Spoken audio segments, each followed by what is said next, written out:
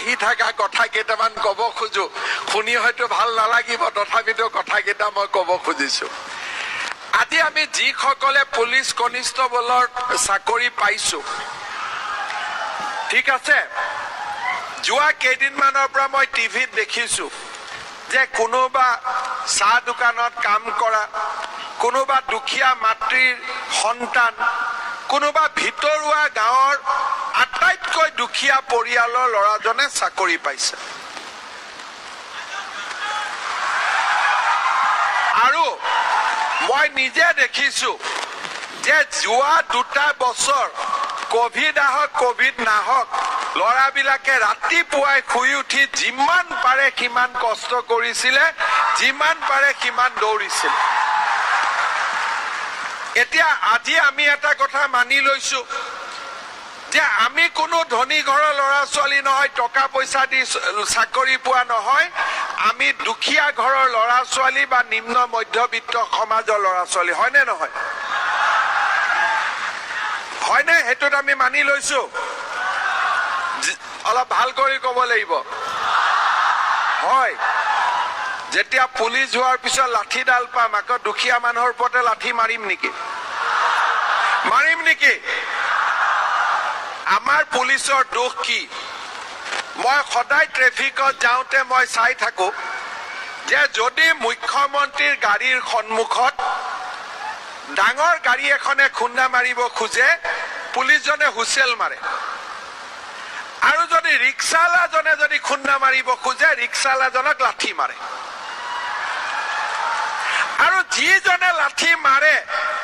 তেওঁৰ দেউতাকো হয়তো কোনোবা ৰিক্সা চালকে আছিল ঠেলা চালকে আছিলে বা কৃষি কৰি নিজৰ ল'ৰা ছোৱালীক ডাঙৰ কৰা এজন ব্যক্তি আছিল সেইকাৰণে মই পুলিচত কাম কৰা যি ল'ৰা ছোৱালী আজি পুলিচত যাব জীৱনত কেতিয়াও দুখীয়া মানুহৰ ওপৰত লাঠি নচলাও বুলি প্ৰতিজ্ঞা কৰিব লাগিব হ'ব যেতিয়াই দুখীয়া মানুহৰ ওপৰত লাঠি চলাব নিজৰ দেউতা মাৰ কথা মনত পেলাব যে এইজন মোৰ দেউতা এইজন মোৰ মা হ'বনে নাই হ'বতো আৰু তেতিয়া হলে আমাৰ পুলিচ সলনি হ'ব পুলিচৰ চাকৰি পোৱাৰ লগে লগে জয়েন কৰাৰ লগে লগে কিমান দৰমহা পাম ডিজিপি সাহেব দৰমহা কিমান পইচা মই নাজানো কিন্তু তেওঁ কৈছে যে আপোনালোকে দৰমহা মোটামুটি ভাল দৰমহা এটা পাব আজিৰ দিনটোত কিমান দৰমহা পায় কোনেওতো একো নাপায় তো যিখিনি আমি দৰমহা পালো সেইখিনিয়ে ভগৱানৰ দান হয়নে নহয় আৰু এক্সট্ৰা কিয় লাগে আমাক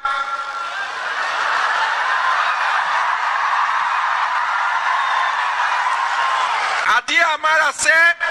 মাহত দৰমহা নাই মায়ে আত্মসহায়ক গোট কৰি কবাত পকৰি বেচি কবাত ব্ৰইলাৰ চিকেন বিক্ৰী কৰি কবাত কণী তুলি ঘৰত পইচা কেইটামান থওঁ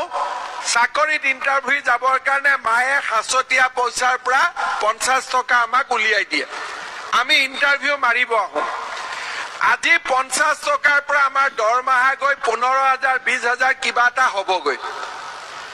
তাৰমানে আমি 50 টকাৰ পৰা প্ৰমোচন পালো 15,000 আৰু প্ৰমোচন আমাক কিয় লাগে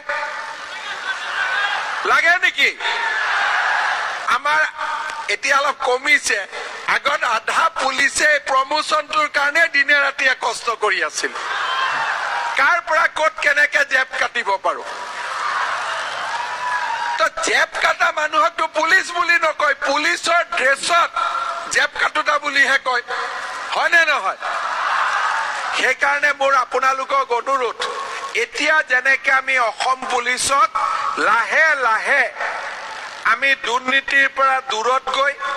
এটা ভাল আৰক্ষী বললৈ লৈ গৈ আছো অসম আৰক্ষীক যোৱা কেইদিনমান আগতে ভাৰতৰ ৰাষ্ট্ৰপতিয়ে পুলিচৰ নিশান পৰ্যন্ত দিলে আপোনালোকক মই অনুৰোধ কৰিম 8,000 ল'ৰা ছোৱালীয়ে গৈ আৰক্ষীত এটা নতুন আদৰ্শ স্থাপন কৰক যে আমি দুখীয়া মানুহৰ টকা পইচা নাখাওঁ, কোনোবা অফিচাৰে ক'লেও আমি কালেকশ্যন কৰি দিব নোৱাৰো, আমি কাৰো পৰা পইচা নুতুলো, খালি আমাৰ কাম হ'ব অপৰাধ আৰু অপৰাধীক দেখিলে একদম দানৱৰ দৰে গাত জঁপিয়াই পৰা, অপৰাধ আৰু অপৰাধীৰ বিপক্ষে আমাৰ কোনো দয়া মায়া ক্ষমা নাই। আৰু দৰিদ্ৰ লোকক দেখিলে আমাৰ হৃদয়খন আটাইতকৈ কোমল, আৰু অপৰাধ আৰু অপৰাধীক দেখিলে আটাইতকৈ কঠোৰ। এই বজ্ৰ কঠোৰ সংকল্পেৰে আমি আগুৱাই যাব লাগিব।